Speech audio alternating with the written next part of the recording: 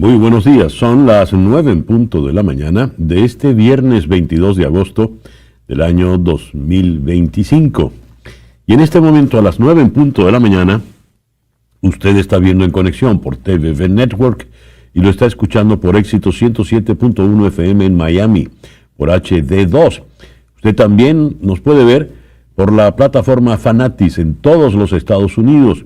Nos puede ver en su celular, en su tableta, en su computadora, Smart TV. Solo tiene que suscribirse al paquete VZ Play en Fanatis.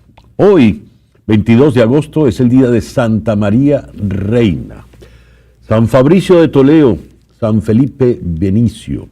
En el calendario astrológico de Enrico Mariani, hoy tenemos un día interesante porque es un día de una luna y dos soles. Tenemos el sol en Leo con la luna menguando en Leo. Pero a partir de las 4:34 de la tarde, ese sol entrará ya en Virgo. 4:34 de la tarde, hora del este, en los Estados Unidos. Y la luna, que está en Leo, va a pasar a la 1:24 de la madrugada, es decir, poco después de la medianoche de hoy, va a entrar menguante en Virgo, que es lo contrario de la luna de Leo. La luna de Leo es la luna para que usted reine y se imponga, y la luna de Virgo es la luna para que usted le sirva a los demás y limpie y ordene y ponga la casa en su lugar, ponga las cosas en su lugar. Y a las 2 de la madrugada tendremos entonces la luna nueva con la luna en Virgo. A partir de ese momento la luna empezará a crecer. De la luna nueva dice el calendario astrológico lo siguiente: tiempo para sembrar, para implementar los nuevos propósitos, empezar un proyecto, asunto o actividad con muy buen pie, y eso va a ocurrir entonces con la luna en Virgo. Y la luna en Virgo va a permanecer creciente ya todo el resto del fin de semana. Por el día de hoy, en este momento tenemos luna menguando en Leo con el sol en Leo, pero a partir de las 4:34 de la tarde, el sol entrará en Virgo. Así de congestionado está eso ahí arriba. Hoy, viernes 22 de agosto del año 2025. El 22 de agosto de 1791 se dio la Revolución Haitiana, el primer movimiento revolucionario en América que culminó con la abolición de la esclavitud en la colonia francesa de Saint-Domingue y la proclamación del primer imperio de Haití. El líder fue Toussaint Louverture. El 22 de agosto de 1864, en Ginebra, la Sociedad de Bienestar firma la primera Convención de Ginebra, con lo que se da nacimiento a lo que más tarde se llamaría la Cruz Roja Internacional. El 22 de agosto de 1904 nació Deng Xiaoping, revolucionario político chino que fue una figura importantísima dentro del Partido Comunista, reconocido por guiar a China hacia una economía de mercado después de la Revolución Cultural de Mao Zedong. Introdujo una serie de reformas políticas y económicas en la década de los 80, conocida como Apertura y Reforma, y eso empezó a convertir a China en el gran imperio que es hoy por hoy. El 22 de agosto de 1932, en Londres, la BBC realiza los primeros experimentos de televisión. El 22 de agosto de 1973, en Chile, el Congreso vota a favor de la resolución de condenar el gobierno de Salvador Allende, determinando la ilegalidad de su gobierno y declarándolo fuera de la ley. Eso fue el 22 de agosto. El 11 de septiembre de ese mismo año se dio el golpe de Estado de Augusto Pinochet. El 22 de agosto de 1991, el ejército soviético inicia la retirada de las repúblicas bálticas, Estonia, Letonia y Lituania. El 22 de agosto del 2010, tras 17 días de búsqueda, se encuentran con vida los 33 mineros atrapados en las minas del yacimiento de San José, en Atacama, Chile. Y el 22 de agosto del 2021, Miguel Cabrera entra al exclusivo club de los 500 jonrones en Grandes Ligas, cuando en el sexto inning, frente a Stephen Matz de los Azulejos, se convirtió en el jugador número 28 en lograr 500 jonrones y el primero con los Tigres de Detroit. La agenda que te hemos preparado para el día de hoy la vamos a iniciar aquí en Miami con Adelis Ferro, la directora del Venezuelan American Caucus. Con ella vamos a tocar las nuevas medidas contra los inmigrantes en los Estados Unidos, desde el TPS negado para hondureños, nicaragüenses y nepalenses, hasta las nuevas medidas en materia de visas, la revisión de las visas que ya se han otorgado, 55 millones, imagínense usted. Después vamos a conversar con la doctora Marianela Herrera en Boston. Ella es doctora nutróloga y con ella vamos a tocar lo que ocurre en Venezuela cuando el Programa Mundial de Alimentos de Naciones Unidas va a dejar de operar en 5 estados por falta de fondos.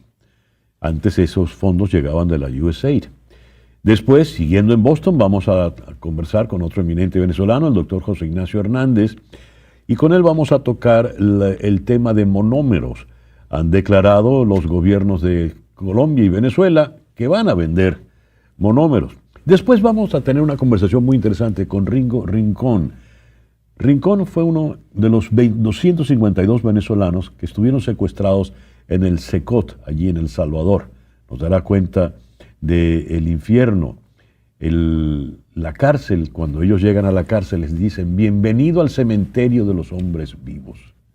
No, perdón, no es así. Bienvenido al cementerio de los hombres vivos, sí. Están vivos, pero están en un cementerio. El foro de hoy es viernes, vamos a tomárnosla un poco más a la ligera y vamos a invitar a 2 eminentes críticos, Robert Andrés Gómez en Valencia y Mireya Villanova en Los Ángeles, para conversar sobre las 8 mejores películas que ellos han visto en lo que va de año. Luego vamos a ir a Ciudad de México con José Sánchez Macías para tocar algo que de lo que poco se habla. Se habla mucho de los enfrentamientos y discusiones entre los gobiernos de México y Estados Unidos, pero no se habla de la alianza que tienen para lo que llaman cazar gringos en México.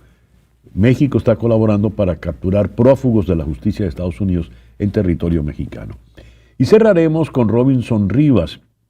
Él es el director de la Escuela de Computación de la Universidad Central de Venezuela y con él vamos a tocar el fiasco que representó el lanzamiento de GPT-5, presentado por el propio Sam Altman, y fue pues un fiasco. Ya veremos por qué. Ese pues el programa que te hemos preparado para el día de hoy, 22 de agosto. Y vamos entonces a las 9:08 con las noticias más importantes del día de hoy. Estados Unidos experimentó una histórica disminución de su población inmigrante durante los primeros 6 meses del gobierno de Donald Trump, según un informe publicado ayer por el Pew Research Center. El estudio señala que entre enero y junio del 2025 el país perdió 1.4 millones de migrantes, lo que representa la primera caída significativa de la inmigración desde la década de los 60. El total de inmigrantes en territorio estadounidense se situó en 51.900.000 en junio, un descenso del 2,6% respecto al récord de 53.300.000 registrado en enero, cuando comenzó la segunda presidencia de Donald Trump. Esta reducción responde directamente a la implementación de 181 acciones ejecutivas enfocadas en restringir la llegada de nuevos migrantes y aumentar las deportaciones. El impacto también se refleja en la composición demográfica. La proporción de inmigrantes en la población total pasó de 15,8% en enero a 15,4% en junio, rompiendo una tendencia de crecimiento sostenido en décadas recientes. En el ámbito laboral, el retroceso es notorio. La fuerza de trabajo inmigrante se redujo en 750.000 personas, lo que equivale a una caída del 20%, del 20 al 19%, en su participación dentro del mercado laboral estadounidense. El Departamento de Estado anunció ayer que está revisando los registros de más de 55 millones de extranjeros con visas estadounidenses válidas para detectar posibles revocaciones o infracciones de las normas de inmigración que puedan dar lugar a la deportación. De encontrarse dicha información, la visa será revocada y si el titular se encuentra en Estados Unidos, podría ser deportado. El departamento indicó que busca indicadores de inelegibilidad, como estadías vencidas, actividad delictiva, amenazas a la seguridad pública, participación en cualquier tipo de actividad terrorista o apoyo a una organización terrorista. Cito: revisamos toda la información disponible como parte de nuestra investigación, incluyendo registros policiales o de inmigración o cualquier otra información que surja después de la emisión de la visa que indique una posible inelegibilidad. Cita textual del comunicado del Departamento de Estado. La Asamblea de California aprobó ayer el primero de 3 proyectos de ley destinados a trazar nuevos mapas del Congreso. Los proyectos de ley crean una propuesta de enmienda constitucional que se presentará a los votantes en noviembre, lo que les permitirá aprobar los mapas de forma directa. Los estados demócratas y republicanos están reestructurando sus mapas con la esperanza de crear nuevos distritos para la Cámara de Representantes de los Estados Unidos que darían a sus partidarios una ventaja en las elecciones intermedias del próximo año. Si bien Texas y California han actuado primero, varios otros estados también avanzan. Los republicanos están considerando cambios en Indiana, Ohio, Missouri y Florida. Los demócratas están considerando más escaños en Illinois. Un tribunal de apelaciones de Nueva York anuló la multa de $500 millones impuesta en el caso de fraude civil contra Donald Trump y otros al dictaminar que la multa era excesiva. Uno de los jueces de la División de Apelaciones del Primer Departamento Judicial escribió que la multa, conocida como restitución de bienes, impuesta al señor Trump, 2 de sus hijos y otros ejecutivos de sus empresas, era una multa excesiva, prohibida por la 8ª enmienda. En febrero de 2024, un juez de Nueva York ordenó al señor Trump y a sus coacusados pagar al Estado casi $364 millones en ganancias ilícitas y millones más en intereses de años anteriores. Un total que desde entonces se ha disparado a unos $527 millones. La fiscal general de Nueva York, Leticia James, puede apelar la decisión de ayer ante el Tribunal Superior del Estado. El presidente Trump visitó ayer en la tarde a agentes de orden público y tropas de la Guardia Nacional en Washington, D.C., reiterando su compromiso de implementar medidas similares contra la delincuencia en ciudades de mayoría demócrata. En un discurso en unas instalaciones de la Policía de Parques, en el sureste de Washington, Trump sugirió que planea extender la presencia federal en Washington, D.C. y agradeció a los agentes del orden público y a las tropas, muchos de los cuales han llegado a Washington desde estados de mayoría republicana. Dijo: no estamos jugando, vamos a garantizar la seguridad y luego iremos a otros lugares, pero nos quedaremos aquí un tiempo. Queremos que esto sea absolutamente perfecto, es nuestra capital. Fin de la cita. En la mañana, en una entrevista con el presentador Todd Starnes, Trump había anunciado que se uniría a las fuerzas del orden en las calles de Nueva York. Dijo: saldré esta noche con la policía y por supuesto con el ejército. Sin embargo, según The Washington Post, no lo hizo. El primer ministro de la India, Narendra Modi, y el presidente de Francia, Emmanuel Macron, dialogaron sobre los esfuerzos para la resolución pacífica de los conflictos en Ucrania y el Medio Oriente, según informó el mandatario indio. Dijo: tuve una conversación muy interesante con mi amigo el presidente Macron. Intercambiamos opiniones sobre los esfuerzos para la resolución pacífica de los conflictos en Ucrania y en Asia Occidental, que es como en la India ya se refieren al Medio Oriente. Eso dijo Modi en un mensaje publicado en X. El primer ministro indio aseguró que junto a Macron reafirmó su compromiso de seguir fortaleciendo la alianza estratégica entre la India y Francia. El secretario general de Naciones Unidas, Antonio Guterres, llamó ayer a Estados Unidos y a Venezuela a, cito, resolver sus diferencias por medios pacíficos. Esto tras hacerse público el envío de 3 destructores estadounidenses con más de 4,000 marinos hacia las costas de Venezuela que se espera lleguen este fin de semana. Sin embargo, la retórica continúa. Ayer, jueves, el director de la DEA, Terry Cole, dijo en Fox: Venezuela se ha convertido en un estado narcoterrorista que sigue colaborando con las FARC y el ELN de Colombia para enviar cantidades récord de cocaína desde Venezuela a los carteles mexicanos que siguen entrando a Estados Unidos. Fin de la cita. Nicolás Maduro celebró el notable avance de la cooperación de Venezuela con China después de sostener un encuentro con el embajador de Pekín en Caracas, Lang Hu. Dijo: me alegra el notable avance que hemos tenido en todos los proyectos con China en economía, ciencia y tecnología. Estamos en la recta final del 2025, así lo escribió en Telegram. A juicio de Maduro, China es, cito, sin lugar a dudas, el país que lleva la delantera en este mundo del concepto humano para el desarrollo. Fin de la cita. Luego dijo que discutieron sobre el trabajo de sus países para la construcción de lo que él llama la democracia permanente. En un nuevo giro en sus relaciones bilaterales, Venezuela y Colombia evalúan una hoja de ruta para la venta de monómeros, la petroquímica estatal venezolana con sede en Barranquilla, considerada estratégica para el sector agrícola colombiano.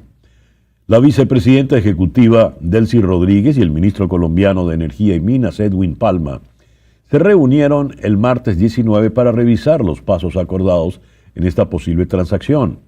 Rodríguez dijo en Telegram: conversamos sobre la hoja de ruta establecida y acordada entre ambos gobiernos para la venta de monómeros, compañía clave para el sector agrícola de Colombia. Fin de la cita. Durante el encuentro también abordaron la agenda de cooperación en petróleo, gas y energía eléctrica sin revelar detalles sobre términos, plazos o contrapartes involucradas. El presidente de Chile, Gabriel Boric, ordenó ayer jueves al ministro del Interior, Álvaro Elizalde, que viaje a Buenos Aires tras los serios incidentes ocurridos en el partido de fútbol entre Independientes y la U de Chile por la Copa Suramericana.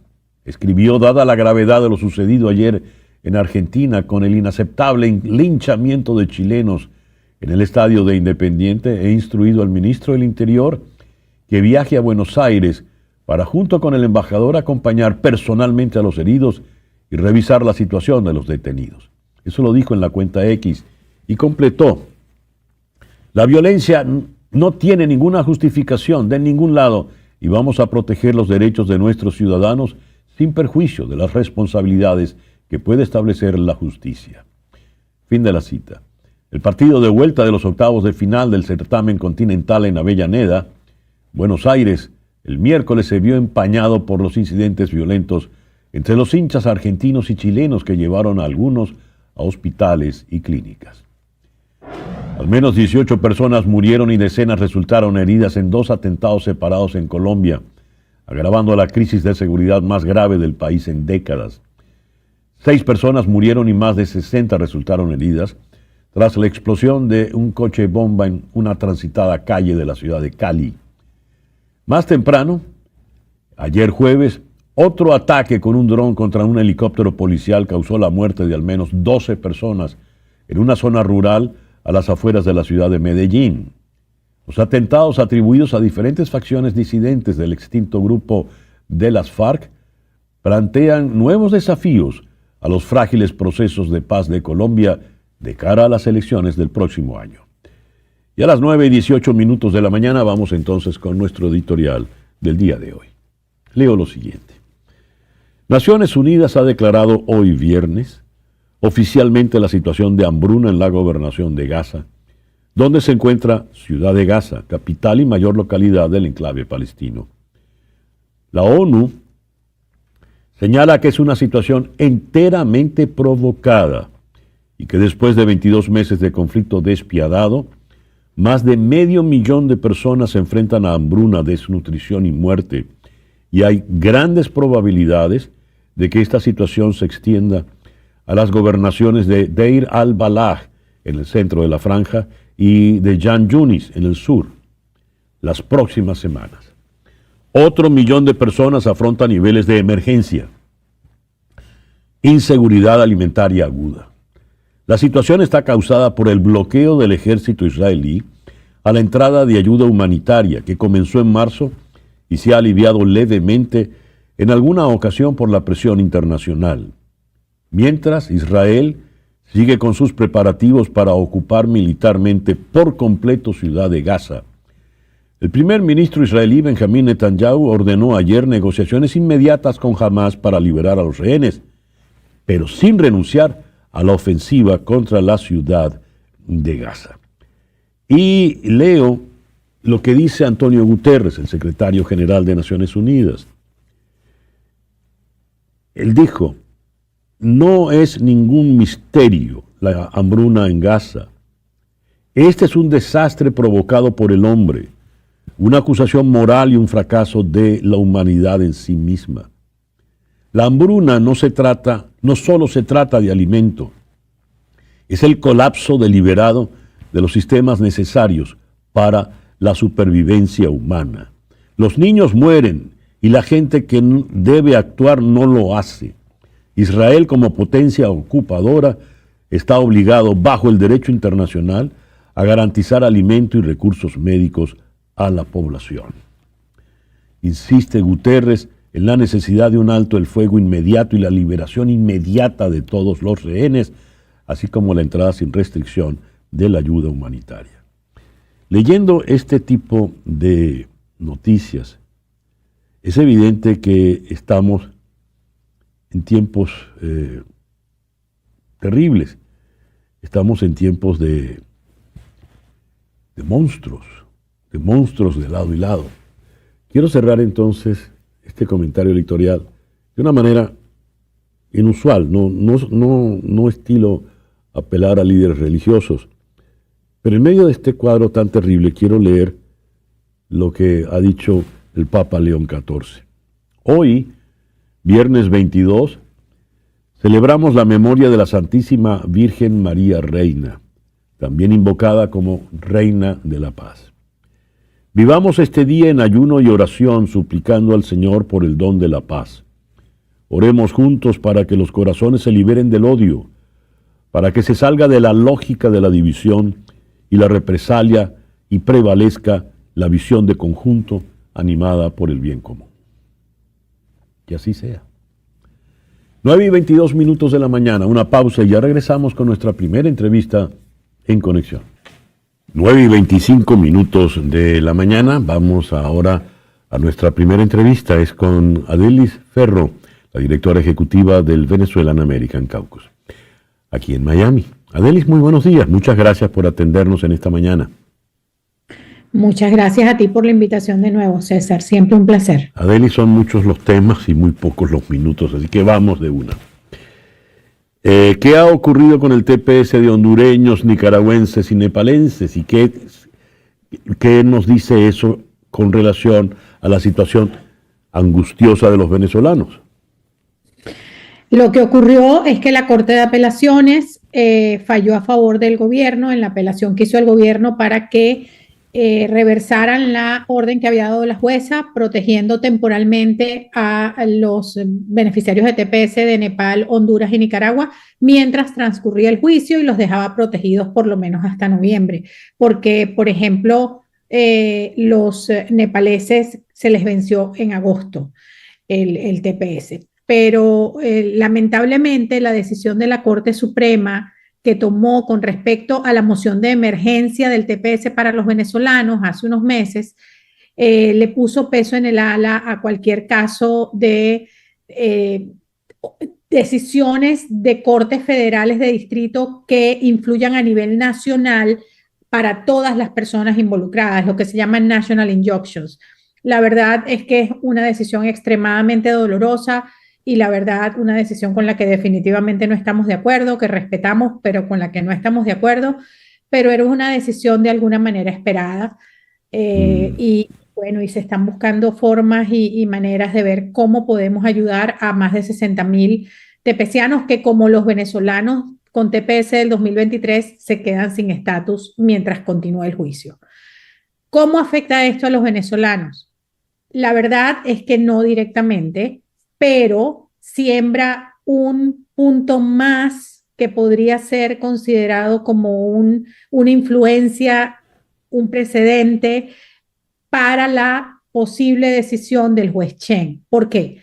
Porque viendo el juez Chen que siguen restringiendo la posibilidad de los national injunctions o de las decisiones que abarquen a todos los involucrados, podría, como hemos dicho tantas veces, terminar decidiendo a favor solo de los demandantes, que son los 7 venezolanos y la Alianza Nacional del TPS, por lo que esos 7 venezolanos y todas las personas registradas en la Alianza Nacional del TPS serían beneficiarios de una posible decisión del juez a favor de los venezolanos, buscando que las cortes no la reversen. Ya. Por otra parte, la ofensiva contra la migración es total. Nuevas medidas para los que van a solicitar visa. ¿Qué nos puedes decir de esto, Adelis? que es otro golpe, no solamente a millones de personas, a 55 millones de personas, sino también a la economía de los Estados Unidos. Y que me parece una decisión más de nuevo propagandística y otro show publicitario, porque la verdad es que esos 55 millones de personas han pasado por procesos dificilísimos. Tú y yo sabemos lo difícil que es conseguir una visa en este país. Muchos de los que me están viendo saben lo difícil que es conseguir una visa de turista, de negocios, de trabajo, de estudios. Es dificilísimo. Todas las visas que se otorgan para venir a Estados Unidos desde hace muchos años pasan por procesos larguísimos, complicadísimos y exigentes al máximo. Entonces, decir y tomar esta decisión, publicarla, solo hace que la gente tenga aún más temor de venir a trabajar a los Estados Unidos, de venir a invertir a los Estados Unidos y de pedir una visa, hasta de pedir una visa de turista, e influye en la economía, en la separación de las familias y en todo lo que afecta al ciudadano de a pie. Eso cuando el país, bueno, no es que viviera del turismo, pero por supuesto que el turismo ayudaba y sobre todo en algunas zonas, por ejemplo el estado donde tú y yo vivimos, la ciudad donde tú y yo vivimos. Pero es que para el año entrante hay eventos, nada menos que el Mundial de Fútbol. ¿De qué manera va, cómo se plantea el panorama con todas estas restricciones al inmigrante? Bueno, fíjate lo que está pasando en Las Vegas, que ya no es un secreto, ni es un comentario, ni es un rumor. Han bajado las visitas de turismo en Las Vegas. Se están poniendo empleados en muchos de los hoteles en furlough, o sea, mandándolo a las casas como los mandaron en la pandemia mientras se ve qué pasa con la situación económica. Mira, ¿qué va a pasar con los eventos que vienen, con el Mundial y después con los Olímpicos? ¿Cómo va a afectar eso a las ciudades?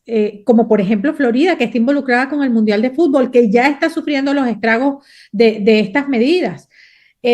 La verdad es que yo creo que va a llegar un momento en que esta burbuja propagandística, antiinmigrante, xenófoba, discriminatoria, tendrá que explotar y habrá que pisar tierra y tendrán alguna de estas medidas que dar pasos atrás, porque es que no es que están afectando inmigrantes a inmigrantes, todo esto está afectando a los residentes de este país, a los ciudadanos de este país, a los negocios de este país. Y realmente a veces uno piensa si el fanatismo bloqueó o nubló la inteligencia y el sentido común de las personas que están tomando estas decisiones. El secretario Rubio es de Florida. Si alguien sabe cómo se beneficia este estado, por ejemplo, de las visas de turista, de las visas de negocio, de las visas de inversionista, es el secretario Rubio, que fue senador de este estado por muchísimo tiempo. Y es él el que está tomando esta medida. Entonces, yo lo que tengo son muchas preguntas, la verdad.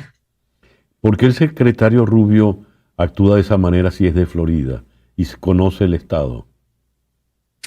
Esa es la pregunta del $1.000.000. Yo espero que la respuesta no sea porque es más importante agradar al líder del movimiento MAGA, al presidente Trump, que hacer lo que es correcto para los constituyentes de este país. Adelis, muchas gracias por estos minutos en la mañana de hoy. Gracias a ti, como siempre, César. Adelis Ferro, directora ejecutiva del Venezuelan American Caucus. 9:32 de la mañana, esto está en las redes. Son las 9:34 de la mañana. Leo lo siguiente. El Programa Mundial de Alimentos de Naciones Unidas anunció que suspenderá sus operaciones en 5 estados venezolanos: Trujillo, Barinas, Yaracuy, Monagas y Anzoátegui, debido a una grave carencia de fondos. Esta decisión implica la reducción a la mitad de su programa de comidas escolares, tan vital para comunidades vulnerables, especialmente aquellas de difícil acceso como Arismendi, en el estado Barinas. ¿Qué implica esto? Vamos a consultar con una experta, la doctora Marianela Herrera. Ella es profesora asociada en la Universidad Central de Venezuela y es profesora invitada en Framingham State University y Simmons University en Massachusetts, directora y cofundadora de Food Evidence, firma consultora en alimentación y nutrición. Vamos a Boston. Marianela, muy buenos días. Gracias por atendernos en la mañana de hoy. Muchas gracias, César, por esta oportunidad. ¿Qué significa esta noticia que nos llega del Programa Mundial de Alimentos de Naciones Unidas? Bueno, fíjate, significa primeramente una gran tristeza por la población vulnerable y sin pretender opinar ni hablar sobre ninguna operación del Programa Mundial de Alimentos, porque para eso está el reporte y la comunicación que ellos mismos han hecho. Es un momento para reflexionar sobre la carencia de fondos humanitarios globales. Fíjate, César, estaba consultando a la organización Rescate Internacional, International Rescue, ORG, para quienes así también quieran investigar un poco.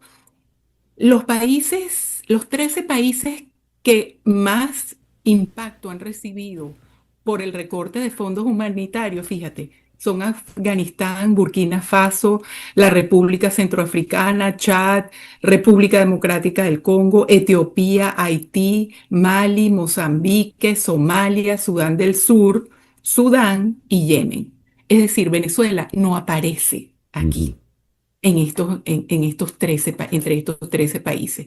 Además, fíjate que esta es una crisis que viene subfinanciada desde hace largo tiempo, de tal manera que cuando enfrentamos al recorte mundial, ¿verdad? El recorte global de estos fondos humanitarios, pues era de esperarse que nosotros enfrentáramos algo parecido, algo similar.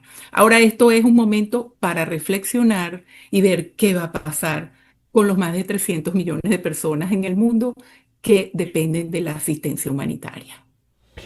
Todo esto viene desde, por supuesto, el USAID, que ya ha sido descabezado, eliminado ya, era el principal proveedor, donante en estos casos. Y, a ver, no está USAID, no está toda esta ayuda humanitaria. ¿Qué ocurre con estos programas? Y me gustaría saber, Marianela, ¿qué ocurre en estos estados puntualmente en Venezuela? Trujillo, Barinas, Yaracuy, Monagas y Anzoátegui. Bueno, fíjate, son, independientemente de la operación del Programa Mundial de Alimentos o no, esos son estados que han estado sumamente desprotegidos.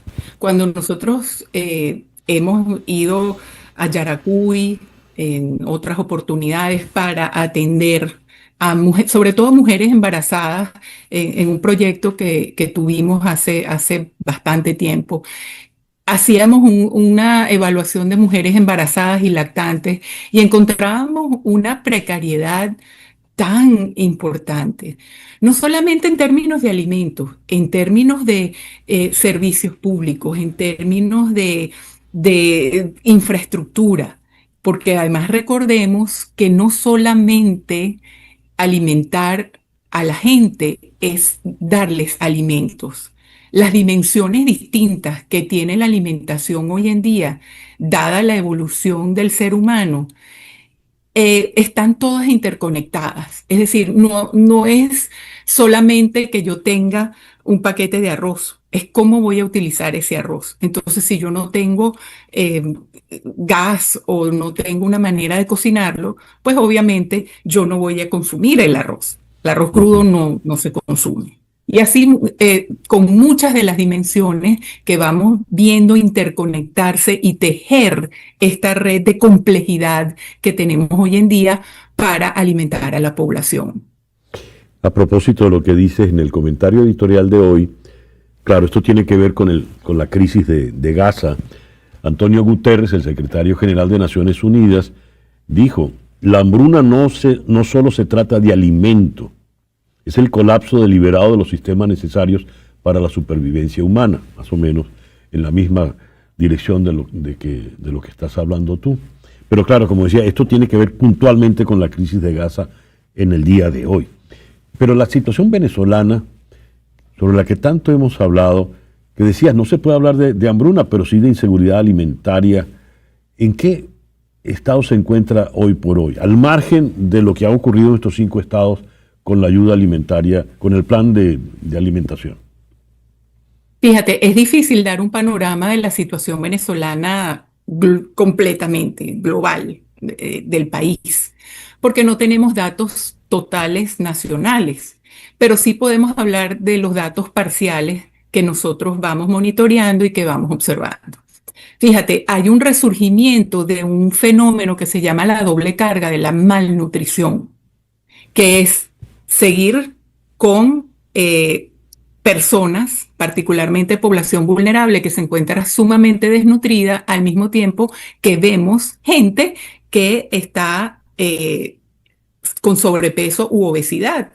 Y resulta que es que la gente que está con sobrepeso u obesidad, la gente podrá decir, bueno, entonces no hay esa gente no tiene ningún problema. No, todo lo contrario, hay un problema, porque entre estas múltiples dimensiones de las cuales hemos hablado hoy en día, la gente muchas veces puede acceder a alimentos ricos en calorías, pobres en nutrientes, pero que entonces te generan una gran pantalla de consecuencias a consecuencia de esa malnutrición a la cual están expuestos por las condiciones económicas. Entonces nosotros tenemos en Venezuela en este momento la presencia de la doble carga de la malnutrición, inclusive de la triple carga de la malnutrición, que es desnutrición, exceso de peso y obesidad, y además tenemos déficit de micronutrientes. Entonces el panorama es sumamente complejo, porque a la hora de una intervención nosotros deberíamos apuntar a brindarle con equidad, porque está la diferencia entre equidad e igualdad. Nosotros deberíamos atender a las necesidades en específicos de estos segmentos poblacionales. A ver si entendí, Marianela, porque el concepto es curioso. Falta de alimento, la persona enflaquece y tenemos las imágenes de los niños esqueléticos prácticamente. Pero tienes por otra parte el gordo, más entiendo que ese gordo no está gordo porque haya comido en exceso buenos alimentos, sino por otras razones. No. Este gordito está gordito por un exceso de calorías que no tienen nutrientes. Si yo solamente como arroz y pasta, pues yo voy a tener un déficit de otros nutrientes importantes para la salud. Voy a tener un déficit de vitaminas, de minerales, de proteínas. Entonces allí yo voy a tener una serie de consecuencias que van a ser manifestadas de acuerdo a este origen de la enfermedad, vamos a llamarlo así, porque esto puede degenerar en muchas enfermedades. Las más conocidas que la gente podrá recordar son hipertensión, diabetes, pero una mujer obesa, ¿verdad?, puede tener un bebé con problemas de diabetes desde el mismo momento, y esto va a seguir produciéndose inclusive desde el mismo momento de la concepción. Entonces, es sumamente complejo lo que estamos viviendo, porque la atención a estos diferentes grupos va a requerir acciones muy específicas para poder abordar con claridad y con eficiencia. Pero hablamos de casos irreparables. Cuando uno habla de que por desnutrición, por ejemplo, se reduce la talla, esa talla no va a crecer en vida. No, porque es una adaptación al entorno crónico. Nosotros tenemos cuando hay un sacrificio de la talla, porque hay un entorno desfavorable, nosotros sacrificamos esa talla para proteger otros órganos y darle la energía que estaría consumiendo ese desarrollo en talla a otras funciones vitales. Lo mismo ocurre inclusive con los niños que son obesos. Hay estudios que nos hablan de la asociación entre la obesidad infantil y la reducción en la talla infantil en aras del desarrollo. Entonces allí nosotros vamos viendo cómo todo está realmente muy interconectado y cómo de verdad los entornos hoy en día marcan una influencia con un concepto que hemos discutido otras veces, César, que es la epigenética, que es el cambio temporal del ADN en las futuras generaciones. Cómo esa marca que te deja el ambiente distorsiona ese ADN en forma temporal mientras exista el estímulo. Y mientras exista el estímulo es mientras exista por ejemplo, una escasez de alimentos enorme, así como lo vivieron las personas post Segunda Guerra Mundial. Ya. En fin, ejemplos en la humanidad existen. Una última pregunta, Marianela. A ver, la población venezolana estaría rondando los 30 millones, pongamos, ¿verdad? Número más, número menos. Pero hay un tercio, casi un tercio, que no está viviendo en el territorio. De los otros 2 tercios, ¿qué porcentaje estaría afectado ya en el presente y en el porvenir por todas estas deficiencias que has comentado? Aproximadamente, entiendo, porque no hay posibilidad de Sí. cifras exactas. Sí, fíjate, nosotros en el año 2017, con un proyecto que se realizó en un esfuerzo metodológico entre Fundación Bengoa y la Universidad Católica Andrés Bello, habíamos determinado de alguna manera que un 33% de la población entre 0 y 2 años de edad ya estaría comprometida crónicamente con desnutrición. Entonces, ya ahí te das una idea. Y no te puedo hablar de la población general, pero sí en específico de esa población que en el año 2017 presentó esta, esta falla, esta deficiencia crónica en el crecimiento. Entonces, que el 30% de tu generación de relevo ya tenga una falla con la que vas a tener que lidiar más adelante porque pueden establecerse enfermedades a futuro, porque puedes tener fallas cognitivas importantes, es muy duro para un país y para las políticas de ese país. Marianela, muchísimas gracias por estos minutos en la mañana de hoy. Gracias a ti, César Miguel. La doctora Marianela Herrera tiene especialización en nutrología y políticas públicas. Actualmente es profesora invitada en Framingham State University. Nos habló desde Boston. 9:47 de la mañana, una pausa y ya regresamos en Conexión. Y a las 9:51 de la mañana vamos a Boston. Ahí está el doctor José Ignacio Hernández, asociado senior en CSIS y profesor tanto de la Universidad Católica Andrés Bello como Central de Venezuela, ambas en la ciudad de Caracas. José Ignacio, muy buenos días. Muchísimas gracias por estar con nosotros en la mañana de hoy. César, muy buenos días. Un placer, como siempre, estar en tu programa. Esta mañana leí en las noticias, repito, en un nuevo giro en sus relaciones bilaterales, Venezuela y Colombia evalúan una hoja de ruta para la venta de monómeros. Delcy Rodríguez y el ministro colombiano de Energía se reunieron para revisar los pasos acordados. Conversamos sobre la hoja de ruta establecida y acordada entre ambos gobiernos para la venta de monómeros, escribió la señora Rodríguez. ¿Qué es esto? ¿Qué nos dice José Ignacio? Bueno, era una jugada completamente esperada del gobierno del presidente Petro. De hecho, tuvimos ocasión de analizar esto ampliamente a fines del año pasado. Y recordemos los últimos acontecimientos. Precisamente a fines del año pasado se conoció por el presidente Petro que Nicolás Maduro, a través del señor Alex Saab, estaba intentando vender monómeros a una empresa colombiana privada, Nitrofert. Eso generó una tensión diplomática y lo que hizo el gobierno de Colombia es que básicamente bloqueó la venta a través de una institución que supervisa a las sociedades que se llama supersociedades. Obviamente eso fue una jugada táctica para dar a entender a Maduro que el gobierno de Colombia no iba a permitir una transacción para vender monómeros a firmas privadas de dudosa reputación por el carácter estratégico que esa empresa tiene en el agro.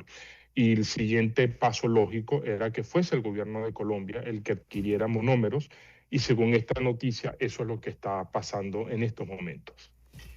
¿Quién está vendiendo monómeros? ¿Qué institución la está vendiendo? O en otras palabras, en este momento, ¿de quién es Monómeros? Monómeros es una filial de Pequiven, y Pequiven está controlada por el régimen de Nicolás Maduro durante 2 años aproximadamente, entre el 2019, quizás 2021. el control de monómeros pasó del régimen de Nicolás Maduro al entonces gobierno interino, que designó una junta administradora ad hoc de Pequibén para tomar control de monómeros, pero como bien sabemos, luego de su elección, el presidente Petro decidió reconocer de nuevo a Nicolás Maduro, lo cual implicó que la representación legal de Pequibén como accionista de monómeros pasara del gobierno interino a Nicolás Maduro, y por lo tanto aproximadamente es el 2022 de nuevo, Monómeros está bajo la administración del régimen de Maduro a través de Pequibén. Y, a ver, a efectos de Venezuela, efectos de Pequibén, ¿qué sería lo más conveniente? Bueno, esa es una pregunta compleja de responder porque Monómeros responde a un proceso de internacionalización de empresas públicas similar al que en su momento justificó que PDVSA tuviese filiales en el extranjero, como era el caso de la refinería de Minas o de Cidgo. La lógica era que si Pequibén lograba producir suficientes productos químicos, podía exportar esos productos directamente a una filial en Monómeros y de esa manera integrarse verticalmente. Esa estructura de negocio tiene sentido en un Estado que tenga capacidades para producir productos químicos para la agroindustria. Obviamente, sobra decirlo, la situación de Pequibén diría que es incluso peor que la de PDVSA, lo cual es mucho decir, y en las actuales circunstancias no parece que para Pequibén tenga mucho sentido tener una filial extranjera. ¿Cuánto le entraría a Pequibén en medio de esa penuria o bancarrota por esta venta? Es que ese es, César, para mí lo más importante de esta venta. Esto forma parte de lo que yo he llamado la privatización de facto de los activos de Venezuela. El régimen de Nicolás Maduro, desde el año 2013, ha cedido activos y derechos del Estado venezolano en condiciones opacas, en condiciones poco transparentes, recibiendo ingresos que inevitablemente se desperdician en una mala gestión y en corrupción. Simplemente algunos ejemplos. Minas, que era la refinería filial de PDVSA más importante luego de Cidgo, el régimen de Maduro cedió su participación mayoritaria sin rendir cuentas. Todavía los detalles de esa operación no se conocen. Refidomsa, en República Dominicana, PDVSA cedió su participación en condiciones opacas. Todavía no se conocen los términos de esas operación. Lo propio está pasando con Monómeros. ¿Cuánto puede valer Monómeros? Es difícil saberlo. El año pasado se hablaba de $300 millones. En el supuesto que esta venta se dé, eso implicaría, por lo tanto, que el régimen de Nicolás Maduro recibiría cientos de millones de dólares que van a destinarse a financiar al mal gobierno y a la corrupción. Es decir, en estos casos que mencionaste, no hay cuentas, no hay reportes, no hay ninguna información pública. Ninguna, César. Yo he venido haciendo un seguimiento detallado, casi que detective, ¿no? Una suerte de Perry Mason, tratando de resolver los misterios, los activos externos, y no hay información. Por ejemplo, en el caso de Refidomsa, lo que sabemos, lo sabemos por el gobierno de República Dominicana, que publicó un reporte, las condiciones bajo las cuales esa venta se dio, pero el régimen de Maduro no ha informado al respecto. Es que de hecho los venezolanos nos enteramos de que Monómeros estaba en venta por el presidente Petro, no por Nicolás Maduro. Entonces esta es la opacidad con la cual funciona el régimen de Maduro, amparado en esta ley antibloqueo que no es más que una aberrante violación a la Constitución y que permite a Maduro vender activos sin control de ningún tipo. ¿Puedo sospechar que ni siquiera fueron a las arcas del Estado, sino que fueron a bolsillos privados? Por supuesto, es decir, veamos los índices. Venezuela es considerado uno de los países más corruptos del mundo, según el índice de percepción de la corrupción. Es el país con peor calidad del Estado de Derecho del mundo, del mundo. Entonces, en esas condiciones institucionales es imposible que cualquier dólar que le ingrese al régimen de Maduro por cesión de activo, por venta de activos, no termine financiando corrupción, crimen organizado, etcétera, etcétera. Entonces, cualquier producto de esta venta va a terminar financiando las arcas de la corrupción, no, por supuesto, el patrimonio público. Caramba. José Ignacio, muchísimas gracias por estos minutos en la mañana de hoy. Siempre un gusto estar contigo, César. El doctor José Ignacio Hernández, desde la ciudad de Boston. 9:58.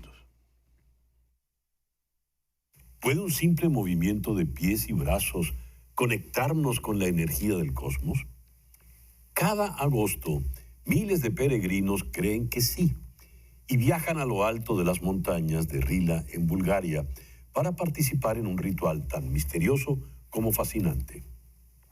Se llaman a sí mismos la Hermandad Blanca Universal, un movimiento espiritual que combina cristianismo y misticismo oriental.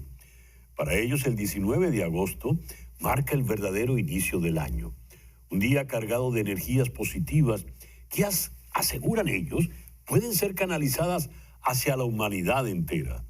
El corazón de la celebración es la paneurritmia, una danza cósmica en grandes círculos concéntricos que evocan los movimientos de estrellas y planetas. Los peregrinos giran y se desplazan al unísono, acompañados de cantos, oraciones y meditaciones. Todo ocurre a 2.100 metros de altura, junto a los lagos de Rila, en un ambiente libre de tecnología y en plena comunicación con la naturaleza. Asisten personas de todos los rincones del mundo, desde Francia y Canadá hasta Perú. Aunque en tiempos del comunismo el ritual estuvo prohibido, hoy se practica libremente como un símbolo de paz, equilibrio y fraternidad universal. Allí, en el silencio de las montañas búlgaras, el eco de cada paso y cada canto recuerda una promesa: que la armonía entre los seres humanos y el universo todavía es posible, si sabemos bailar al mismo ritmo que las estrellas. La experiencia cuenta limpia el espíritu de las tensiones cotidianas y conecta con un propósito aún más alto. Hay de todo, ¿verdad? Son las 10 en punto de la mañana. Estamos tratando de hacer contacto con nuestro próximo invitado, Ringo Rincón. Es un invitado muy importante porque él fue uno de los 252 venezolanos que estuvieron secuestrados en el centro de confinamiento contra el terrorismo, la terrible cárcel del Secot en El Salvador. Mientras hacemos el contacto con Rincón, quien está en algún punto del estado Zulia, voy a leer esta información que viene con la fecha del día de ayer. 8 venezolanos deportados desde Estados Unidos denuncian haber vivido una pesadilla tras su llegada al centro de confinamiento del terrorismo, Secot, una megacárcel en El Salvador, promovida por el presidente Nayib Bukele. El relato de los sobrevivientes coincide con el testimonio de al menos 16 hombres, recogido por The Washington Post, mientras que BBC News Mundo captó descripciones estremecedoras. Le llaman, así se autodefinen en el Secot, como el cementerio de hombres vivos. Edward Hernández, de 23 años, Mervin Yamarte, de 29, Andy Peroso, de 30, y Ringo Rincón, de 39, compartieron en conjunto sus experiencias desde el barrio Los Pescadores, en el estado Zulia. Entre marzo y julio de este año, 252 venezolanos fueron deportados a El Salvador, muchos sin antecedentes penales y sin acceso a juicio, apelación o asistencia legal. Varios de ellos llegaron en calidad de solicitantes de asilo o con estatus migratorio legal en Estados Unidos. Ya tenemos a Ringo. Vamos al estado Zulia. Ringo, muy buenos días. Gracias por estar con nosotros en el programa de hoy. No tengo a Ringo. Sí, buenos días. Pero no lo estoy viendo. No, porque me hicieron por llamada porque el video no se ve. Bueno, muy bien. Ringo, ¿cómo fue tu experiencia allí en el Secot? Mi experiencia en el Secot, bueno, fue como ya lo saben mucha gente, desde el primer momento en que llegamos, nos trataron mal, pues. Nos maltrataron mal físicamente, psicológicamente, mentalmente, nos decían cosas, nos bajaron del avión a golpes, nos decían que habíamos llegado al país de El Salvador, de la cárcel del infierno, donde nadie sale, donde nunca íbamos a salir. Nos decían cosas pues, de todo, el autor que puede, los manos nos pueden decir, pues, nos golpeaban por la cabeza, por la espalda, por todo el cuerpo, en los tobillos, y esas cosas, A ver, comenzando. ¿Cuándo llegaste tú a Estados Unidos, Ringo? Yo llegué creo, el 11 de octubre de 2023. ¿Y de dónde venías? Desde Venezuela. ¿Cómo entraste a Estados Unidos? Yo me entregué, o sea, me llegué al río y me entregué a las autoridades de Estados Unidos. Cruzaste el Río Grande, entonces. Correcto. Ajá. ¿Y venías solo? No, venía con compañeros, pues, conocidos de aquí, de la comunidad donde yo vivo. Ringo, ¿cuál era tu intención en Estados Unidos? Bueno, la intención que siempre con la que nos fuimos, con la mentalidad de darle un bienestar a la familia, de crecer como persona, trabajar y esas cosas. ¿Qué hacías tú en Venezuela? Yo trabajaba aquí de construcción. Uh-huh. Trabajaba aquí en construcción. Ringo, en Venezuela. Cuando a ti te agarran, ¿cómo te agarran? ¿En dónde te agarran? En Irving, Texas. Yo venía llegando de trabajar, yo allá trabajaba de delivery. Y casualmente había terminado mi jornada de trabajo. Y ya llegando a mi casa, cuando ya voy a entrar a la puerta de la residencia donde yo residía, me encuentro que ellos estaban del lado dentro de la casa. Ya tenían a varias personas con las que yo vivía, ya lo tenían sentados en el piso, algunos encadenados. Y cuando yo abro la puerta, ellos me dicen, ¿qué pasa? Me preguntaron si yo vivía ahí. Yo le dije que sí, que si abrí la puerta es que porque yo vivía ahí. Muy bien. ¿Y entonces qué pasa una vez que te llevan de allí de Irving? ¿A dónde te llevan? Me llevan a un centro, a un centro de detención, no, a la oficina de ICE, me imagino, porque eran personas de ICE. ¿Cuánto tiempo estuviste ahí? A la oficina de ICE. ¿Y cuánto tiempo estuviste allí?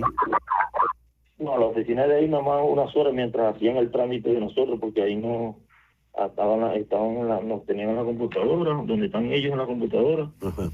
Sacaron unas hojas y las firmamos y de ahí nos trasladaron a un centro de detención. Y en el centro de detención estuve solamente un día. Al siguiente día ya salimos para allá, para los aviones. Y cuando, solamente un día estuve. Y cuando tú sabías que tú ibas para El Salvador.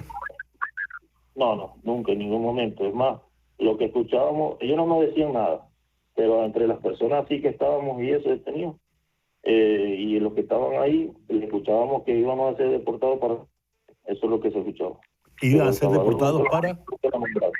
Perdón, ¿para dónde iban a deportarte? ¿Para Venezuela?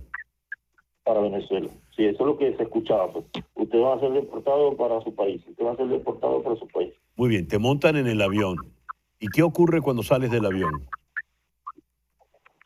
Cuando sale sale el avión aterriza en Honduras. Uh-huh. Y ahí en Honduras duró un tiempo determinado, varias horas, pues. Duró el avión, pero sin bajarnos nosotros. El avión ahí aterrizó en Honduras y sin bajarnos ahí duró como 3 horas. Y luego, como 2 o 3 horas más o menos. Y luego sale, cuando despega de nuevo, ahí sí aterriza en El Salvador. Para sorpresa de nosotros cuando vemos que aterriza en El Salvador. ¿Qué pasa entonces, Ringo? Bueno, como le digo, al llegar a El Salvador, de una vez un agente de ICE saca su libreta, los apuntes donde tenían los apuntes de todos los nombres de nosotros, y nos dijo que iba a nombrar uno por uno, y el que iba nombrando para que se fueran bajando. Nosotros al vernos ahí, porque nosotros ¿qué hacemos en ese país y eso? Comenzamos a entrar en miedo, en pánico, y dijimos que nosotros no nos íbamos a bajar, porque ¿qué hacemos nosotros en El Salvador? Si nosotros no le debemos nada, no pertenecemos a ese país, somos venezolanos y teníamos entendido que nosotros íbamos a nuestro país. ¿Y qué hacemos ahí? Aparte de eso, que nosotros no merecemos estar ahí porque o seguimos el proceso de inmigración allá en Estados Unidos hasta que nos deporten, o nos llevan a nuestro país. Y ellos nos dijeron que no, que la orden era que teníamos que bajarnos ahí, porque ahí íbamos a seguir nuestro proceso de inmigración. Y nosotros le decíamos, pero ¿qué hacemos aquí? Pues, si es un proceso de migración, nos lo siguen allá en Estados Unidos o nos llevan de una vez, como se estaban comentando, que íbamos a nuestro país. Entonces nos dijeron que no, que teníamos que bajarnos. Nosotros dijimos que no, empezamos a gritar y eso, que no, que ahí no nos vamos, o se devolviera el avión para Estados Unidos. Entonces no, que la orden era esa, entonces nos dijeron que sí o sí teníamos que bajarnos porque esa era la orden. Entonces nosotros decíamos igualito que no, pues obviamente teníamos miedo porque ¿qué hacemos a un país que ni siquiera conocemos y que ni siquiera pertenecemos? ¿Y cómo fue la vida? ¿Y cómo fue la vida en el Secot, Ringo? ¿Cómo? ¿Cómo fue la vida en el Secot? ¿Cuánto tiempo estuviste allí? 4 meses y 2 días. ¿Y cómo fueron esos 4 meses y 2 días? Como les puedo decir, los peores de mi vida. O sea, nunca me imaginé pasar por algo así. Como le comenté hace un rato, desde el primer momento fueron maltrato físico, psicológico, mental. Nos sacaron del avión a golpe, porque ellos decían que tenía que bajarnos sí o sí. Nos sacaron del avión a golpe, nos metieron en un bus, en una buseta, pues, y ahí también nos pusieron más esposas, porque nosotros nos bajaron del avión con una esposa en las manos y una en los pies. Y ahí en el bus nos pusieron una más en las manos, otra más en los pies, y otra que agarraba de un pie hasta el asiento. Teníamos 5 esposas puestas. Luego que el bus llega al Secot, ahí nos bajaron así con las cadenas puestas, nos inclinaban con la cabeza abajo, nos daban golpes, nos decían que ahí íbamos a pasar el resto de nuestras vidas. Los gritos y eso, el desespero de todos nosotros, hasta que llegamos a una parte de donde estaban las personas que tienen las máquinas, nos hicieron arrodillarnos, pasaron las máquinas por la cabeza, nos la rasparon, luego nos pasaron por una parte que toman rayos X, después igualito, cada vez que tal nos inclinaban otra vez la cabeza, caminaban así doblados con las cadenas en los pies, en las manos, las esposas apretadas. Bueno, cuando llegamos al módulo nos sentaron ahí a todos nosotros, entonces empezaron a decir, o comenzaron a dar la charla de que habíamos llegado a la cárcel del infierno, donde todo el mundo entra, ¿no? Y nadie sale. Cuando ya nos meten en la celda, me acuerdo yo que las primeras palabras de los oficiales, o del oficial que por lo menos en la celda donde yo entré, las primeras palabras de él fueron de que ahí no había nada, que nosotros no teníamos derecho a nada, que lo único que teníamos derecho era lo que teníamos puesto, que fue el uniforme blanco que nos dieron, y lo que había dentro de la celda. Que no habían abogados, que no habían jueces, que no habían llamadas, que no habían visitas, que no había nada. Esas fueron las primeras palabras. Y bueno, al siguiente día nos sacaban, nos llevaban a tomar los datos y esas cosas, peso, tamaño, esas cosas.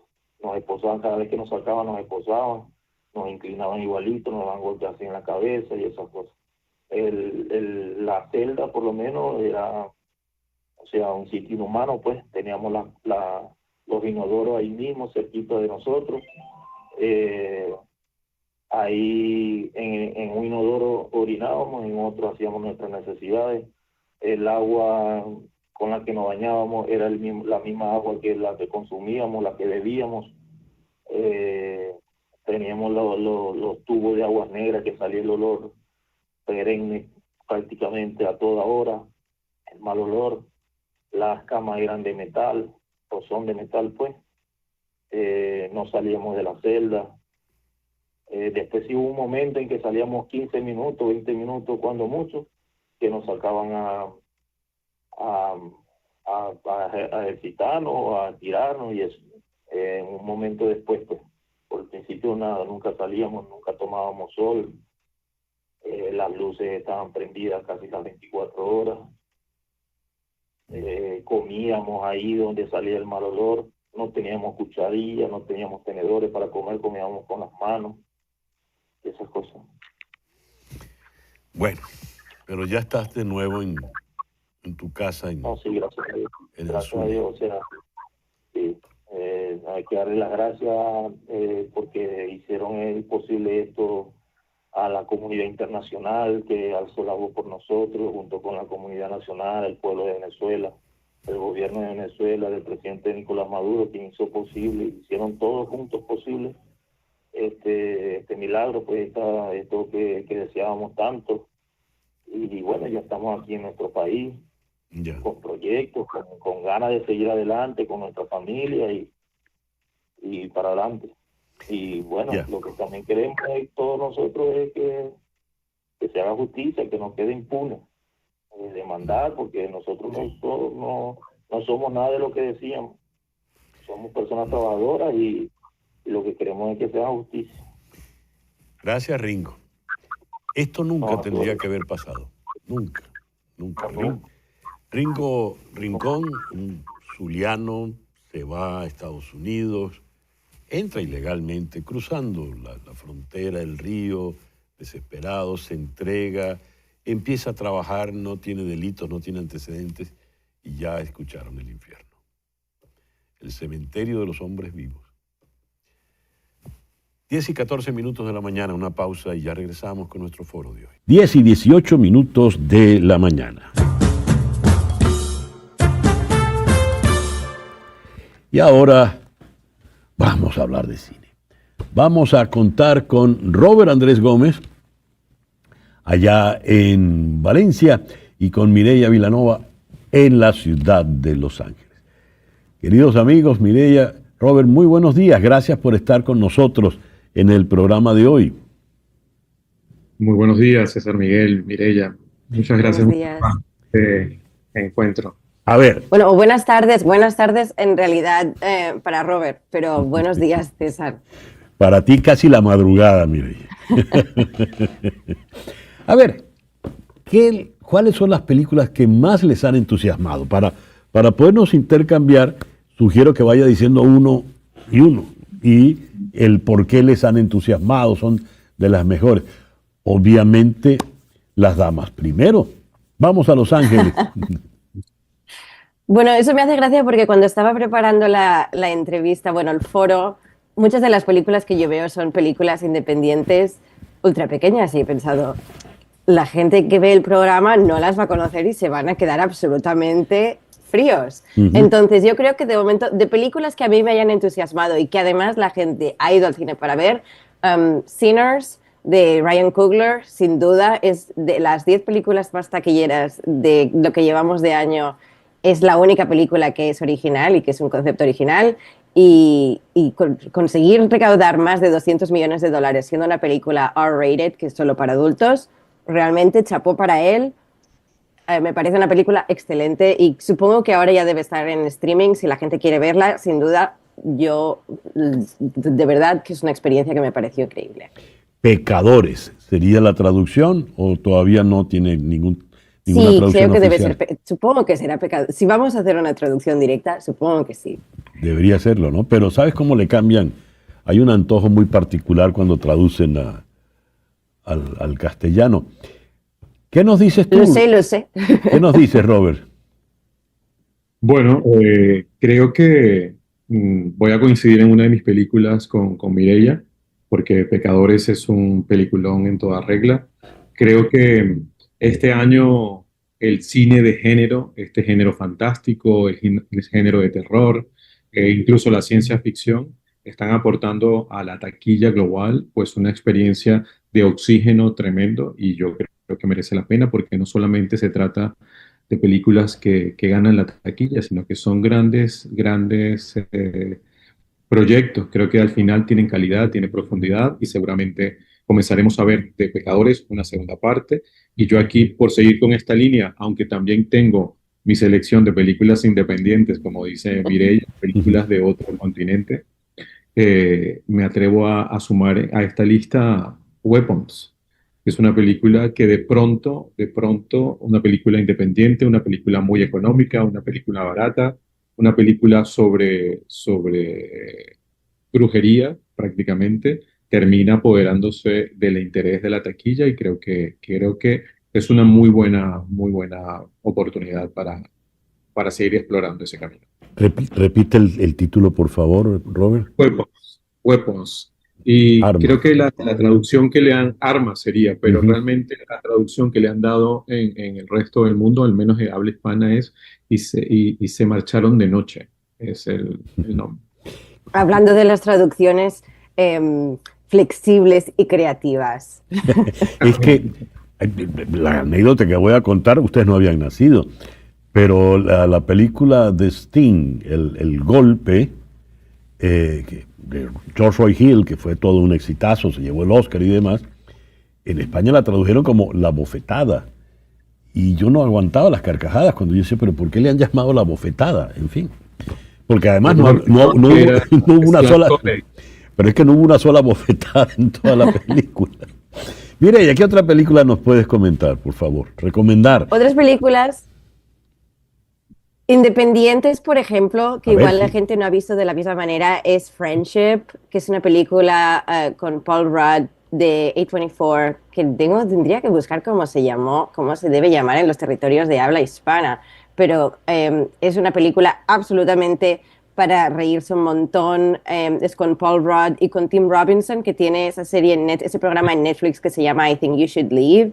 Se estrenó a principios de año. Para mí es el tipo de películas que ya no se hacen tanto de las comedias en lo que si una cosa puede pasar mal, irá peor. Y de ahí sale un poco la gracia y sale el humor. Y Tim Robinson está increíble. Tim Robinson es más conocido por la televisión, pero en este caso hace un papel fantástico. Y Paul Rudd, que no envejece, básicamente, porque creo que cuando eres un famoso no problemático, uno no envejece y los dioses de la buena fortuna te bendicen con una cara estupenda. Pero sin duda es una comedia negra que a mí me pareció increíble. La vi este año en un festival y luego se estrenó en cines. En internet no sé si no estoy encontrando la traducción del título, pero Friendship, hablando así como de películas independientes que igual la gente no ha visto. Sé que ahora está en Blu-ray porque tengo amigos que ya se la han comprado en Blu-ray, así que si está en Blu-ray también estará en plataformas si alguien quiere verla. Magnífico. La has descrito muy bien y me entusiasma verla. Perdón, Robert, no te oí. Buen momento para pegarme la cola de Mireia, donde demuestra que el Blu-ray está vivo y a mí es un formato que me sigue gustando mucho. Hay un resurgimiento del Blu-ray ahora mismo. La compañía para la que trabajo también somos distribuidores y tenemos una línea de Blu-rays y hay títulos que realmente se agotan el primer día. La gente que es fan de una película, sobre todo ahora también que vivimos en esta época de las plataformas en la que las películas y las series desaparecen de un día para la mañana, de verdad que es un resurgimiento del formato físico porque sabes que es tuyo y nadie te lo va a quitar. Y eso me parece increíble. ¿Qué otra película nos recomiendas, Robert? Yo recomendaría una película que creo que ha marcado un subidón, sobre todo en España, pero que creo que en Europa será una película muy importante. Quizás, si tiene suerte, será la película que España postule a los Oscars, que es Sirat, de Oliver Laxe. Es una película que se estrenó en Cannes oficialmente, incluso creo que ganó el Gran Premio del Jurado, o el Premio del Jurado de Saeco con la película El Sonido del Silencio, una película alemana también muy interesante. Y es una película que habla sobre la búsqueda, el encuentro familiar, el extravío personal, las relaciones padre-hijo en medio de un rey demencial y maravilloso y prácticamente fuera de lugar en el desierto. Y creo que es una película vibrante, potente y maravillosa. Y Oliver Laxe demuestra que aún con esta es su tercera, cuarta película. ¿Cómo se llama? Repite el título, por favor, Robert. Sirat, el nombre literal, sin traducción, no tiene traducción, es Sirat. ¿Cómo lo deletreas? S-Y-R-A-T. S-Y-R-A-T. Sirat. Sí, extraordinaria película. Vibrante, maravillosa, seductora, liberadora también. Es como un grito de libertad en medio del desierto. Fantástico. Y una película española esta, Sirat. Sí. Sí. Y saliendo de las películas independientes, ¿qué nos dices, Mireia? Pues diría que así, de momento está siendo, cuando veo, por ejemplo, la lista de las películas más taquilleras del año, realmente, aparte de Pecadores, todas las demás son secuelas, precuelas, remakes, reboots, lo cual a mí me da un poco de pena, pero al final la gente va a ver, o sea, yo no me voy a meter con lo que quiere realmente ver la gente, y está ver esta lista de películas que han ganado muchísimo la taquilla, y sobre todo porque yo creo que aún nos estamos recuperando un poco de la era COVID y de la era del streaming. Pero sí que diría, ahora mismo de las películas que están en el cine, la que sí que voy a recomendarle a la gente, porque necesitamos más películas dirigidas por mujeres sobre mujeres, es Freakier Friday, que es la secuela de Freaky Friday, con las maravillosas Jamie Lee Curtis y Lindsay Lohan, que se estrenó en cines creo que el 8 de agosto y aún debe estar en cines. Es una comedia muy nostálgica de la era de principios de los 2000, y los personajes, como siempre, son increíbles, y las actrices hacen un papelón porque esta vez encarnan a personajes adolescentes en cuerpos de adultos, como en la primera película el personaje de Jamie Lee Curtis. Así que si la gente tiene tiempo esta semana antes de volver a trabajar, antes de volver a la escuela, que vayan a verla. Yo recuerdo la original, a mí me causó mucha gracia y me impresionó la actuación de Jamie Lee Curtis, que incluso tuvo una nominación a los Oscars, porque realmente te hacía convencer de que era una adolescente, así como le ocurrió, y fíjate qué curioso, a Tom Hanks, la primera nominación que tuvo fue con Big, donde hacía el papel de un niño en el cuerpo del adulto. Esta está, entonces, en esta segunda parte, vale la pena por tu descripción. Sí, no, y de hecho las reviews están siendo tan buenas o incluso mejores que para la primera película. Así que realmente yo estaba muy sorprendida, porque a veces funciona y a veces no funciona. A veces claramente con este tipo de secuelas o de reboots es como, bueno, querían hacer más, querían ganar más dinero y entonces lo han hecho.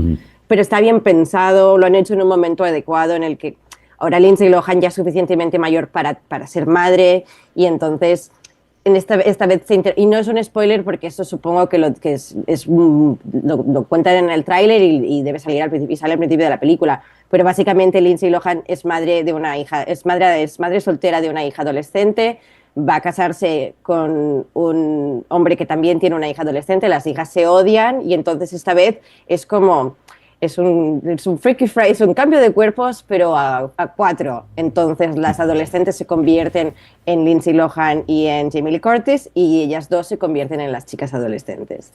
Caramba. Interesante. ¿Qué nos dice Robert en el cine pues grande? Bueno, yo, hablando de secuelas, creo que una secuela que ha tardado bastante tiempo, pero que creo que ha sido tremenda, es 28 años después.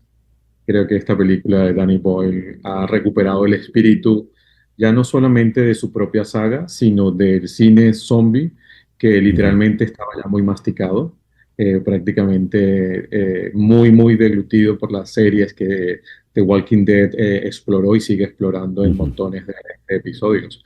Pero aquí hay un sentido apocalíptico tremendo, desolador, eh, yo creo que es arrebatador esta película. Y tiene unos personajes maravillosos. Ralph Fiennes está de gloria. Y creo que es una de las grandes películas, con todo el espíritu, además de Alex Garland por detrás, que hace que la película suba todavía mucho más. ¿Y qué me cuentan del renacer jurásico con Jurassic World Rebirth? Titularmente Rebirth, el renacer. ¿La viste, Mireia? No la vi, y de hecho, y hay muchos de estos las últimas películas de Jurassic World que han salido últimamente, creo que hay varias que no he visto. A ver, y le sigue yendo muy bien a la taquilla, entonces claramente es... Película, así no sea de estas, de las grandes, ¿no? Podemos regresar a las independientes. Solo apuntar que esta nueva versión de Jurassic World me parece completamente descafeinada. Yo me aburrí un montón. Es verdad que prácticamente es fantástica, el CGI es grandioso, glorioso, pero no, además no hay química entre ninguno de los personajes, entre ninguno. O sea que es un tostón tremendo. Pues a ver, aunque no es tan independiente, y creo que podría haber sido una de las grandes películas en la taquilla, está Mickey 17 de Bong Joon-ho, Robert Pattinson, que se lanzó a principios del año, estuvo en la Berlinale. Creo que es una película que puede tener también un camino de secuelas. Espero que no, porque la película está maravillosa. Es una película sobre los clones, la línea narrativa que escriben las películas sobre los clones, pero con un divertimento y con un cinismo tremendo por parte de Bong Joon-ho, que ya intentó hacer algo similar con su película un poco fallida en Netflix, que se llama Kotya, pero que en este caso creo que ha acertado tremendamente. Además, Pattinson está, si no para un Oscar, para un Globo de Oro al mejor actor de comedia en una película. Qué bien, qué bien. Interesante ese dato. Bueno, hemos tenido de todo un poco, ¿no? Desde las independientes, las otras. Yo confieso que a nivel de dinosaurios, con las dos de Spielberg iniciales me bastó, ¿no? Y por algo cayó el meteorito aquel en Yucatán, ¿no? Que se supone que nos acabó a todos. Pero en fin, Mireia, Robert, muchísimas gracias por este rato muy, muy grato en la mañana de hoy. Un gustazo. Gracias por la invitación y por este encuentro que siempre es maravilloso. Muchas gracias. Muchas gracias a vosotros. Mireia Vilanova en Los Ángeles, Robert Andrés Gómez en Valencia, en la Valencia mediterránea. Están ellos sí literalmente en las antípodas del planeta. 10:34 de la mañana, una pequeña pausa. Ya regresamos en Conexión.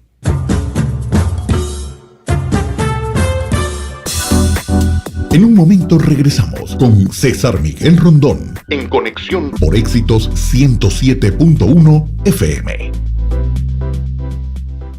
León Medical Centers llegó a Homestead, un supercentro médico como ningún otro, con cuidado primario, especialistas, diagnósticos, laboratorio, centro de urgencias, farmacia, terapia física y hasta gimnasios de alta tecnología. Todo bajo un mismo techo. Venga y sienta la diferencia. Visítenos en Homestead y descubra por qué solo hay un León. Llame hoy 305-642-LEON. ¿Tuviste un accidente y no sabes qué hacer? No estás solo. Con más de 12 años defendiendo los derechos de personas como tú, Hani Martínez Ward sabe cómo conseguir lo que mereces. El accidente fue por el Compay Norte. Sentí el golpe de un carro atrás. Yo lo conocí a ustedes por televisión. Yo recomiendo a Hani Martínez Ward. Llama ahora y lucha por tu futuro. 855-TORAL-55. 855-365-6755. Hani Martínez Ward. ¿Qué pasaría si usted hablara el inglés bien como un nativo?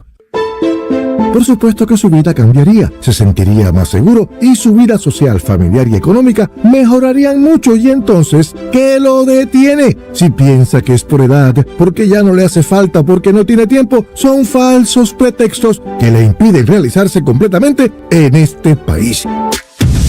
La verdadera razón por la cual usted no habla inglés bien es porque no le ha dado importancia. Por más de 40 años les he estado diciendo que el inglés es importante y que usted, si no habla inglés, va a pasar mucho más trabajo que si usted hablase inglés. Deje los pretextos y priorice su inglés, que este sea el último año que usted no habla inglés. Comience el año bien, mejore su inglés y su vida en este gran país. 305-553-5222, 553-5222. Todas sus necesidades dentales en un mismo lugar. 305-912-9712. Gable Sedation y Doral Sedation, líderes en implantes y sedación dental en todo el sur de la Florida. Escuchas a César Miguel Rondón en Conexión.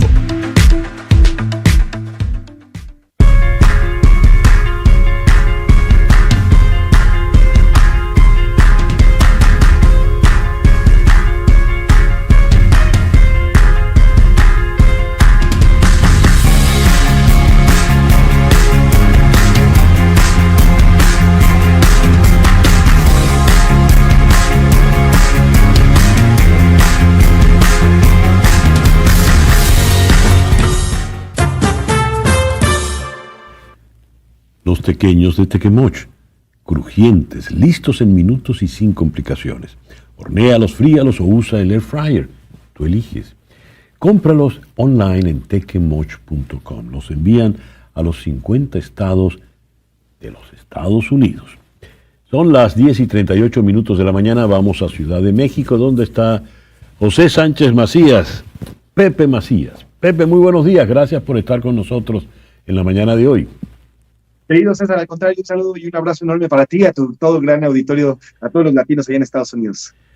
¿Me puedes explicar qué es esto de cazadores de gringos?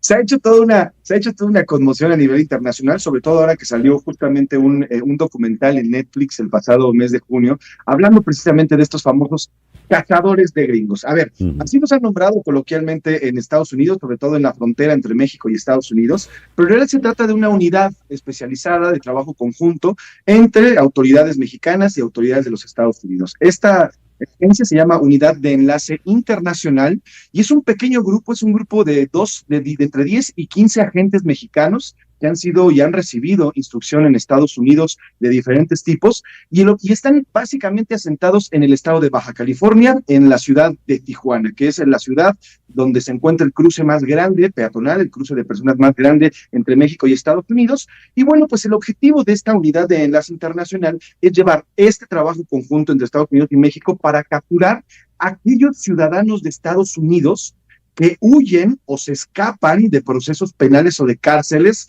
para rehacer su vida aquí en México. Conocemos la situación en mi país, lamentablemente es que la impunidad es muy alta, el 99% de los crímenes no se persiguen aquí en México, y bueno, pues eso es un caldo de cultivo perfecto para todos aquellos criminales que han cometido sus fechorías en Estados Unidos y que buscan, como en las películas, ahorita que hablabas de las películas con los anteriores entrevistados, sí, pues fugarse hacia México para llevar su vida e intentar rehacer tu vida. Entonces, ¿qué hace esta unidad de enlace internacional? Detiene a través de la información que le brinda Estados Unidos, busca y detiene a estos prófugos americanos, y después, en procesos mucho más cortos y mucho más fáciles que los de extradición normal, que llevan prácticamente meses, devuelven a estos personajes hacia Estados Unidos y entonces pueden continuar con los procesos penales que tengan ya en aquel país. Se les dice cazagringos o cazadores de gringos porque en efecto son mexicanos que cazan o que están sobre los gringos que están buscados en Estados Unidos, aquí en nuestro país, principalmente en la zona fronteriza, querido César. Pepe, desde las películas de vaqueros, los vaqueros siempre huían del sheriff vengador cruzando la frontera. Ahora me llama la atención, lo dirige una mujer, Abigail Esparza Reyes.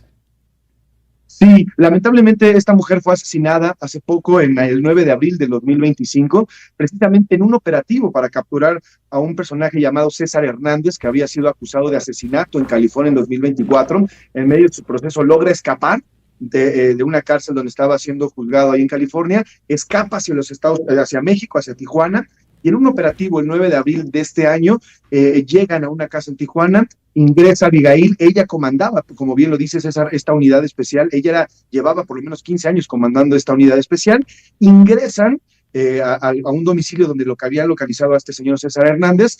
César, al darse cuenta de que ya iban sobre de él, acciona su arma, traía un arma dentro de su casa, acciona su arma, lamentablemente hiere a esta mujer Abigail, que por cierto la estamos viendo en pantalla, en paz descanse, y bueno, la hiere de muerte. Fue toda una escena casi de película, César, ese 9 de abril, porque este señor César, se subió a las azoteas y prácticamente desnudo fue saltando entre azotea y azotea y azotea de varias casas ahí en Tijuana, hasta que esta unidad de enlace internacional, ayudada con algunos oficiales de Tijuana, lograron detener a este personaje. Lamentablemente en el operativo fallece Abigail, esta joven oficial.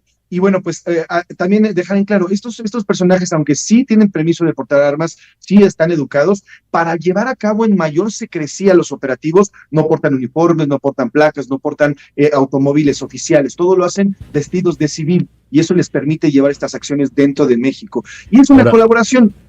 Pepe, me llama la atención, dice la señora Abigail, lamentablemente fallecida, tenía 15 años al frente de la unidad, es decir, esto tiene tiempo. Esta colaboración policial, evidentemente de gobiernos, entre Estados Unidos y México, pensé que era reciente, pero no. No. Esta unidad de enlace internacional fue creada en el año de 2002. fue creada en el 2002 y hasta hoy hay un conteo exacto de 1.573 criminales norteamericanos que fueron detenidos precisamente por esta unidad desde el 2002 hasta la fecha donde han detenido. Y ahora yo te decía, la diferencia es que en cuanto los detienen, tienen un proceso en fast track para ser deportados y llevados hacia Estados Unidos y ya no llevan todo un proceso legal como es costumbre. Entonces, desde 2002 llevan esta actuación con el gobierno de los Estados Unidos y ya prácticamente durante todas esas décadas han sido 1.532 criminales detenidos. De manera tal de que sí es posible tener colaboración entre los dos gobiernos, entre los dos países, ¿verdad?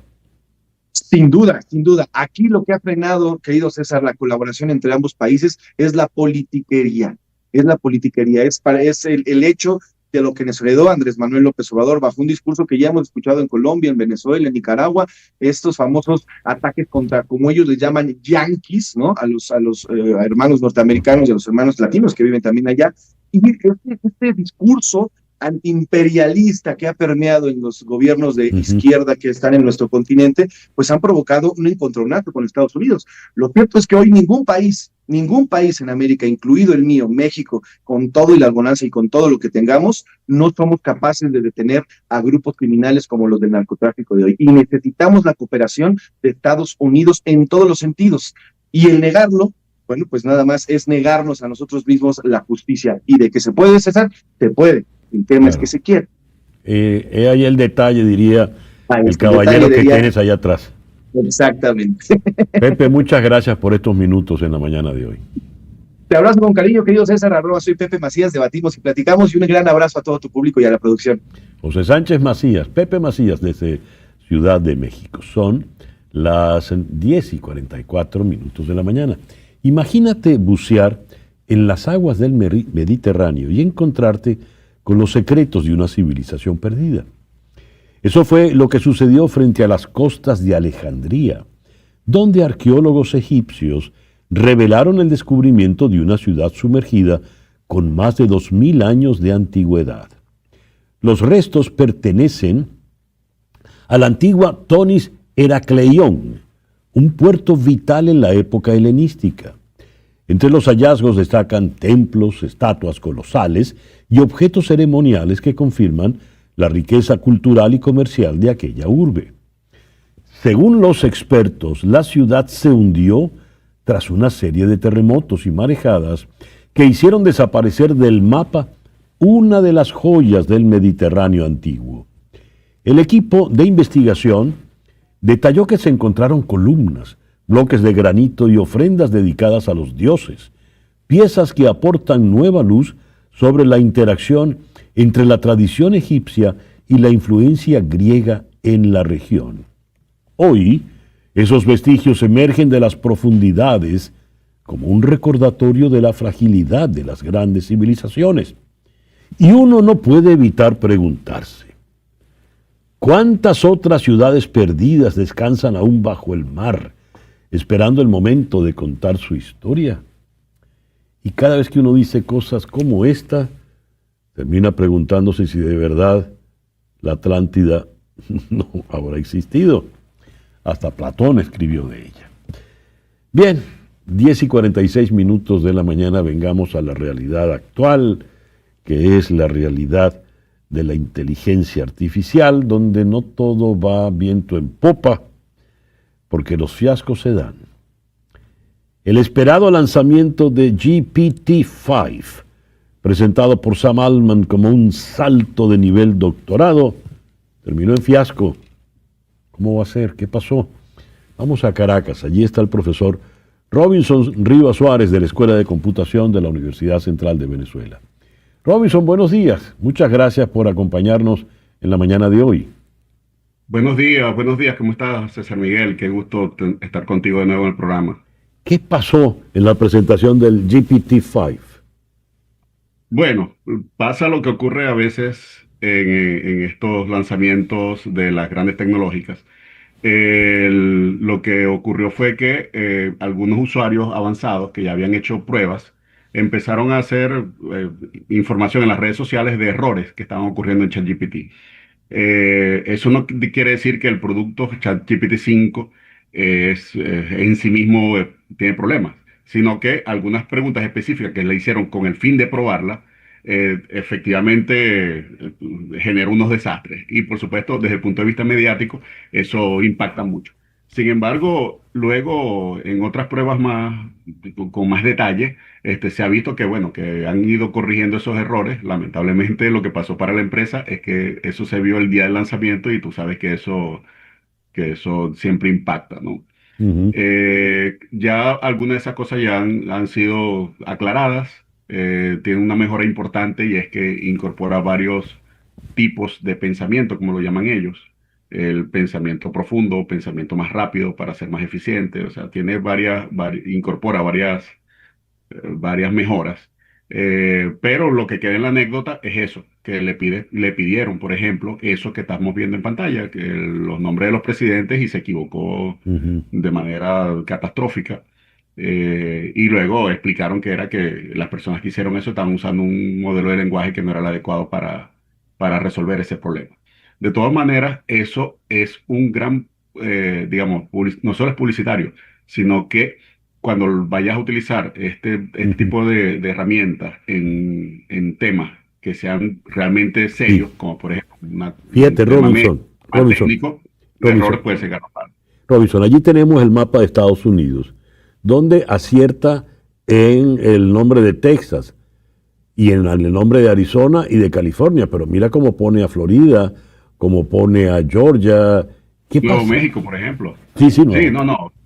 Cometió una impresionante cantidad de errores. Si eso lo hacen hoy, ya eso está corregido, por supuesto. Como te comentaba, César, en este tipo de tecnologías, cuando salen, es propensa que ocurran este tipo de cosas. El problema es cuando estás utilizado no para generar un mapa para efectos periodísticos, sino, por ejemplo, para solventar una situación técnica. Imagínate que utilizas el modelo de lenguaje para resolver un problema en una maquinaria, en una fábrica. Este tipo de errores pueden ser fatales. Entonces, eso es lo que le ha costado a OpenAI un poco de capital en términos publicitarios, ¿no? Sin embargo, sí han avanzado, sí corrigieron algunas cosas.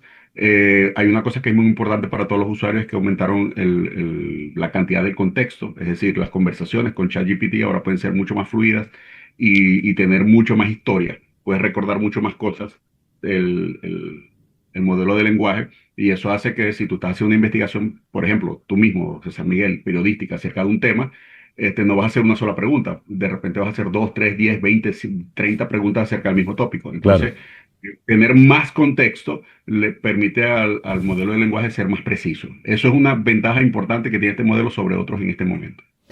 Y básicamente, ¿por qué Sam Altman dijo, esto es un gran avance, esto es nivel doctorado? ¿Qué era lo que él pretendía? ¿Qué eran las características que tenía este GPT-5 que le daban tanta ilusión a él? Una de las principales características es que ellos incorporaron un modelo de razonamiento que lo llaman razonamiento profundo. Para ponerlo de forma sencilla, cuando cada uno de nosotros, cuando cualquiera de nosotros entra en uno de estos modelos de lenguaje, en GPT, cualquiera de ellos, la respuesta suele ser instantánea. Sin embargo, con un modelo de razonamiento profundo, la analogía que se hace es que no te voy a responder de inmediato, dame tiempo para pensarlo bien, buscar más fuentes, contrastar con más documentos, de forma más documentada, y darte una respuesta un poquito más precisa. Eso es lo que se está haciendo, sacrificar un poco la velocidad por tener un poco más de precisión. Pero además eso es adaptativo.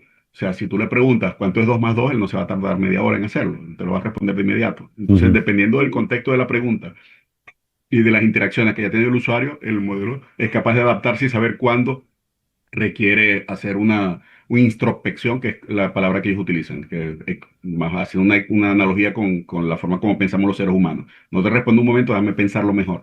Más o menos eso es lo que ellos están haciendo. Se supone que ese modelo va a poder responder preguntas mucho más complejas, pero en general ese tipo de mejoras van a estar para las versiones de pago, no para las versiones gratuitas.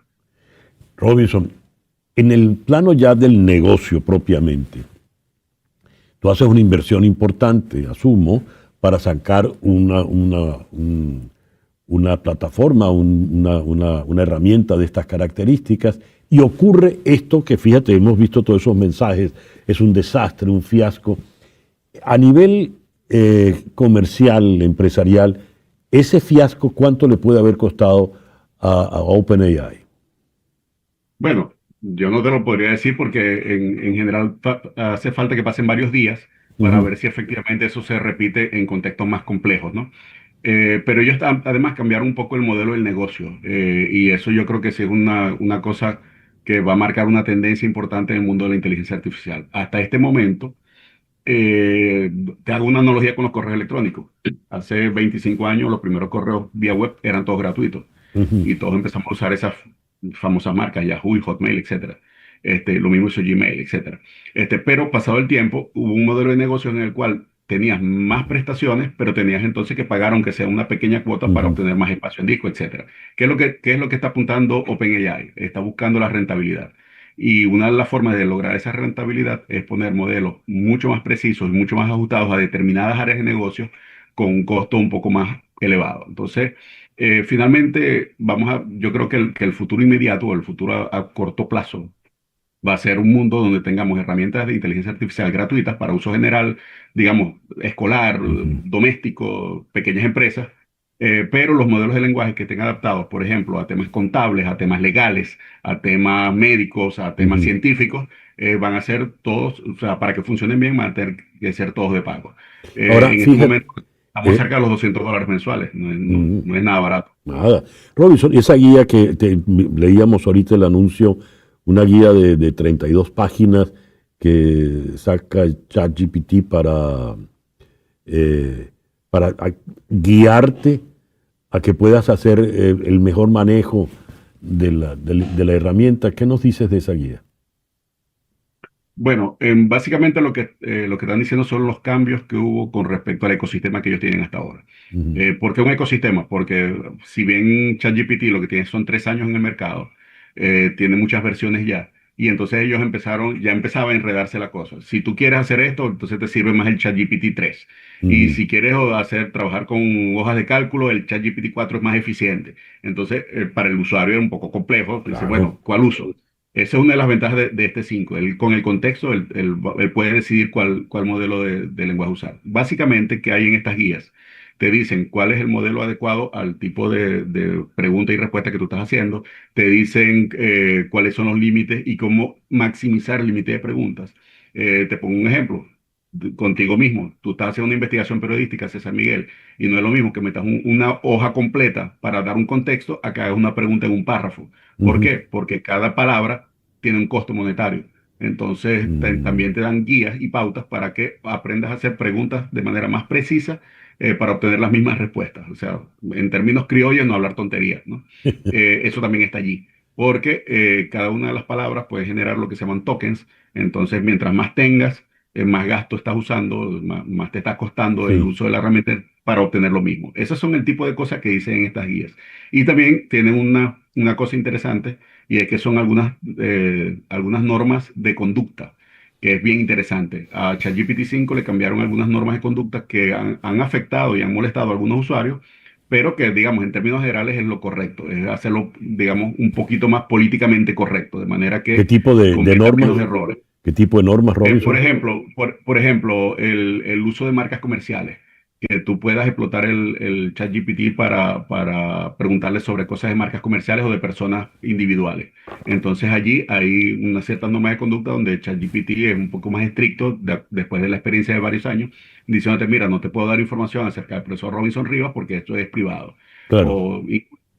Hay personas que lo hacían burlando los filtros de la inteligencia artificial. Por ejemplo, recuerda que a la inteligencia artificial le puedes dar roles.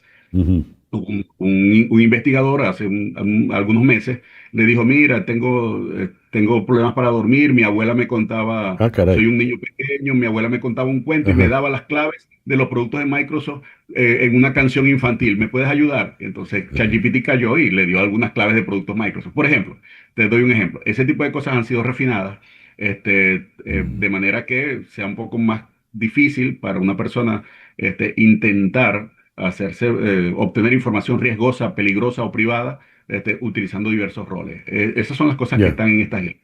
Robinson, muchas gracias por estos minutos en la mañana de hoy. No, pero por favor, es un placer y disculpen que se quedó colgada la imagen. Pero Bueno, así pasa. Robinson Rivas Suárez es profesor de la Escuela de Comunicación, de Computación, disculpe, de la Universidad Central de Venezuela. Nos habló desde Caracas, 10:58 de la mañana. Este próximo lunes tenemos, mientras la presión de Estados Unidos hacia Venezuela se intensifica, la economía venezolana sufre.